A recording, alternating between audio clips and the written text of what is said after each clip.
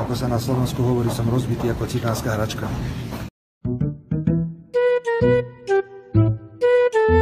Zabezpečujem vás, že v roku 2014 ja už v politike nebudem. Môžete byť úplne zmysel. My si myslíme, že miera sebareflexie v Smere je nastavená tak vysoko, pokiaľ ide o prípadné zlyhania, že my ani nepotrebujeme kontrolu. Chceme to urýchliť. Chceme urobiť všetko preto, aby do roku 2010 mohli ľudia plynule prechádzať z Bratislavy do Košíc. Videli ste to jeho videjko pri návrate z európskych inštitúcií. Áno, ja som aj odpísal. Ktorý teda hľadá drogy na letisku, povedal, keď ho hladkal, že toto by asi predstavitelia SAS nemohli.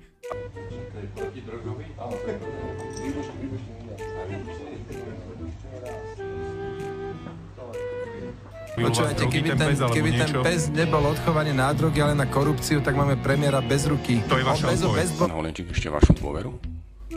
Skúste ešte ďalšie otázky. Vy ste naznačili, že nevylučujete podanie na ústavný súd v súvislosti s distribučnými spoločnosťami.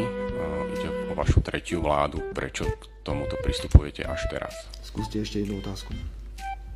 Je podľa vás v poriadku, že prezident policajného zboru pán Gašpar podpisuje vyhlásenia, ktoré sa týkajú konšpiračných teórií? Skúste ešte jednu otázku. Tak už asi nemáte. Ďakujem pekne. Ďakujem za všetko otázku. dobré. Pani podpredsedníčka vlády, povedzte mi, na rok 2021 ste si schvaľovali rodičovský príspevok v akej výške? Lebo ja si nepamätám, vy ste si schvaľovali rodičák.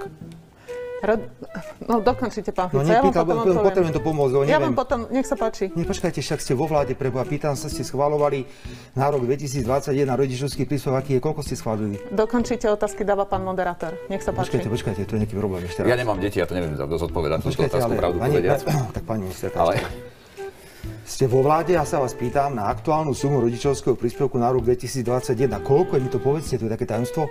No, dokončite, pán Fico, otázky dáva pán moderátor. Dobre, tak idem to, aby bolo jasné, pretože jasne, že netuší.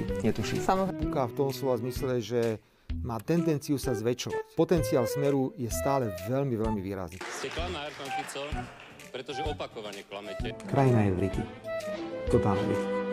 Čoho sa mám báť? Basy. Konkrétne basy sa máte báť. Ste presne ako tí vedci, pán minister, ktorí skúmali, zistili, že toho, koho v noci svrbí zadok, tak mu ráno smrdí. Ja nie som ani Pellegrini, ktorý by aj vlastných rodičov hodil, len aby si zachránil svoju vlastnú kariéru. Ale Petra Pellegriniho som urobil ja. Som trošku nervózny, viete, lebo ja keď vždy niekoho pochválim, tak ide do väzby, Pane Bože. Tak som taký, že už neviem, že či by som nemal prestať s týmto chválením jednotlivých ľudí, lebo ako náhle niečo poviem, no tak hneď mu dajú na ruky puta. Možno som sa mal sám pochváliť, že Fico dobre si to robil a hneď príde niekto a mi dá puta na ruky a rovno tak ja to pôjde. Ladies and gentlemen, we got him.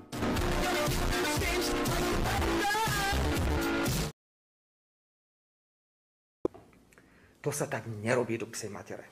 Toto fiasko, ktorého sme svedkami, komu to prospelo? Otázku, v roku 2000... Aj mňa tá odpoveď na tú otázku zaujíma, že čo? Prestaňte, však to ste sa dohodli na mňa, alebo čo si to ako teraz dovolíte? Nie, hovoríte svoje, pán Fico, chceme, radi by sme vám položili otázky. Mám právo ja odpovedať na otázku, tak teraz tu nebliačte. No len sme ju ešte nestihli položiť. Vašom nejakým deckom, ktoré môžete trestať. Už im úplne drbe v bedni, aby najsilnejší poslanecký klub, ktorý je dnes v parlamente, to je Olano, ktorý má tuším 53 poslancov, nebol prikrytý žiadnou politickou stranou. To je dobrovoľný spolok záhradkár. Pretože pani prezidentka je riadená na diaľkové ovládanie z americkej ambasády, aby jednu žiarovku v detskej izbe vyšrobovali, že tak si vlastne vyriešia problém so zdražovaním elektriky. Ale my asi tou lopatou musíme tú vládu búchať po hlave. Bohužiaľ, Slovensko nemá žiadneho premiéra. Prosím, nechránte Čaputovú v tejto veci. Je to prúšvih ako bejk. Pozrite sa na toho priduseného Matoviča. Som mal pocit, že veľa sedatív mal. Robia nárazníky na vagónoch. Ale nech nerobia nárazníky voči ľuďom. Nie, pani rektorka, my si teraz pôjdeme dať každý pol deci a budeme sa tešiť spolu s vládnymi poslancami, čo za zradu podpísalo 79 poslancov. Obľúda ministerka Kolíková povedala, že sorry, nemali sme plúcnu ventiláciu. Ako vidíte, ani jeden z nás nemá na tvári žiadnu ochranu. Je to z toho dôvodu, že pre vládu Slovenskej republiky COVID skončí. Ak v marci 2021 si niekto kúpil za, povedzme, euro, prepáčte, teraz používam jednoducho matematiku, 10 takýchto jablok, tak v marci 2022 si kúpi už iba 9 jablok. O jedno jablko Vláda okradla týchto ľudí. A mňa to teda do psej matere naštartoval poriadne. Sa zrazili s koňom? Zajtra pôjdem rovno, zdá sa mandátu a odovzdám sa do rúk Lipšicovi. Najebte tam ešte aj zločineckú skupinu, aby sme to dostali na UŠP pod Lipšica. A vrcholom všetkého je ten hlupák Heger, Matovičov pes Lipšic, podvodník, zločinec. Novou metodikou, ktorú ponúkajú slovenskej verejnosti, ako šetriť energia a rozpočet, a ponúkajú vám nové návrhy, ako šetriť, čo ja takto radšej ukážem, taká blbosť, to musíte vidieť. Ako šetriť pri varení, pri pečení a pri chladničke. Ja tomu stále neverím, ale tvrdia, že to je fakt z oficiálnej stránky ministerstva hospodárstva. Tak teraz dobre počúvajte. Toto musím ukázať mojej mame, ktorá má 80 rokov, aby teda pochopila, že ako má variť. Toto odporúča ministerstvo hospodárstva slovenským gazdinám. Vypnite varenie a jedlo dokončite nahromadeným teplom pod pokrievkou. Počujete to? Čo ja si nerobím srandu, pane, takto si to pozrite. Im šliho, podľa všetkého, z toho amerikanizmu a neviem čoho všetkého.